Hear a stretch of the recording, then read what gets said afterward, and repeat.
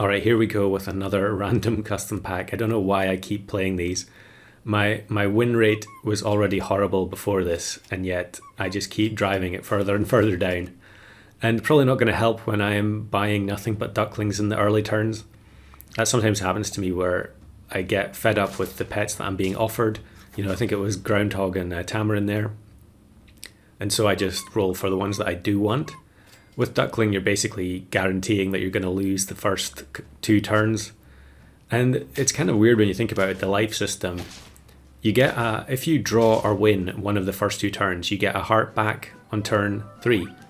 So you basically get rewarded for having a decent start, and you get punished for having the worst possible start. Kind of strange, but here we get the Flycatcher. I think I've been taking it almost every time I get it, just to try and make something happen, because it's a very sort of explosive pet design where it can just solo opposing teams. However, the odds of facing those types of teams in the current customs meta is so minimal.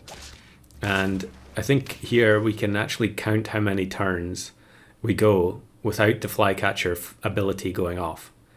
So that was the first turn, no summons. And I'm taking Squid and Pug both just mainly for the stats.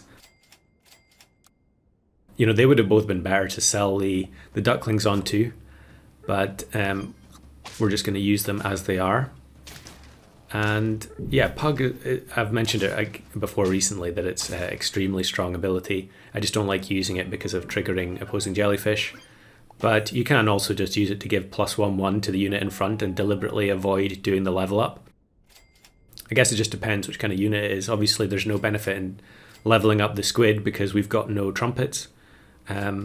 But there are other times where the ability of the unit is so strong that it is worth taking the risk that you're going to give an opposing jellyfish a bit of extra stats. Peacock, another very, very common to see early game unit. I guess there are probably a lot of people playing free to play only still. So, you know, Peacock is an obvious choice. And we're going to take the second Tar. And Lettuce, I think, is decent. It obviously, though, once you're sort of committed to pets like the Flycatcher and the Squid here, the Lettuce starts to deteriorate in value pretty rapidly, because we're probably not going to be able to sell everything here.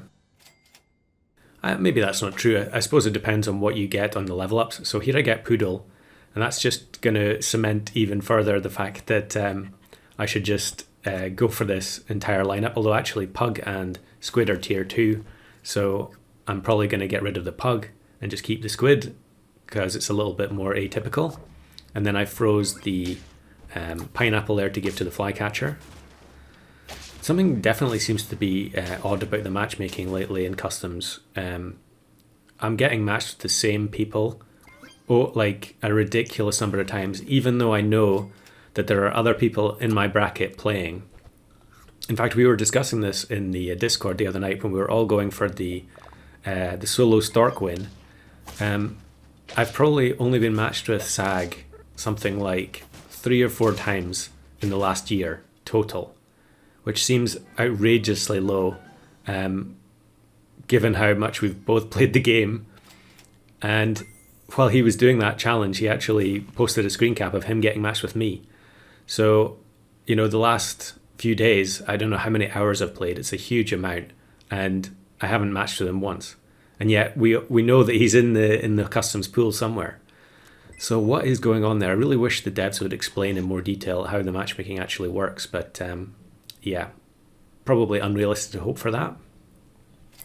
Now, I did actually notice there while I was rolling that I went past Bear. And Flycatcher, although I said it's not very good in customs, in fact, it's probably one of the worst tier 3s going. You obviously can pair it with Bear and Rat to mitigate the fact that so many of your opponents are not going to have summons.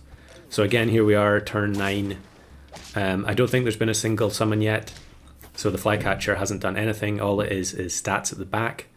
And really, it would be better to have those stats further up, so it was getting chili from the Tar and actually getting some kind of benefit out of it. But because of the Poodle here, I think I'm pretty much locked into this team. We do take the wolverine so that it can power up the flycatcher as and when it finally gets the opportunity to shoot.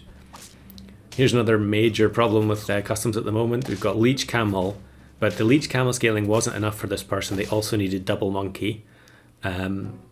Monkey, I feel like in recent weeks I've played so many games where I've played like 4 or 5 teams in a row that had double monkey. And I guess people, they feel like they have to do it in order to combat the other teams that are taking double monkey. So I definitely understand the psychology of it, but for me it's just it's too boring. And when I have been getting monkey in the random packs, a lot of the time I've been not taking it in order to try and get a more entertaining lineup. It's kind of funny that I would now consider poodle more entertaining than monkey. So here we did have melon in the pack, so that's good. I probably should have just taken the melon on the wolverine there, but instead I gave the poodle the carrot. I guess we want its health to be a little bit higher so that when it receives the chili, it can actually do something.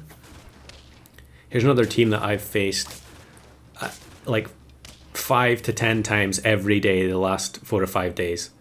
So it's strange. You'd think, does that mean that person only played one game and then that's the only match of theirs that's in the database?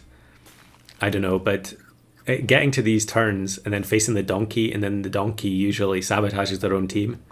It's kind of amusing. Here's a double dromedary, double puma. I think we're going to be all right though. Flycatcher's health is good enough that we're going to get the trade. I wonder what they had cooking up with the dromedaries there. And I'm giving the wolverine the level up, even though the flycatcher has still not shot once on turn 14. But the stats are actually starting to accrue, and I think definitely we're... okay, here we go. Finally, a summon team. So what was that? 11 turns without one. And the flycatcher snipes are now doing, what was it, 14 damage? And it's only level 2. Wolverine is just, it's so good. Of course, in this situation, like normally you're using Wolverine with start of battle stuff, so you're guaranteed to get the benefit almost, unless there's some sort of eggplant or seahorse incident.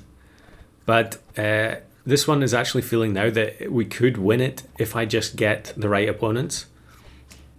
And this is exactly the kind of team I want to get matched with, even though there are no summons. Giving their 50 attack to the 4 health tiger seems kind of inadvisable. That looked like a free-to-play only team. The anglerfish, I definitely should have unfrozen them a long time ago. I mean, getting matched with a sloth on 9 wins and then drawing would be incredible, but I can't see it happening. So we really need a summon opponent.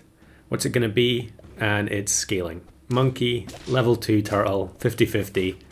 They do have axolotls, so you have to give them some credit. But the level 2 poodle team can't beat even a 4 squad with monkey.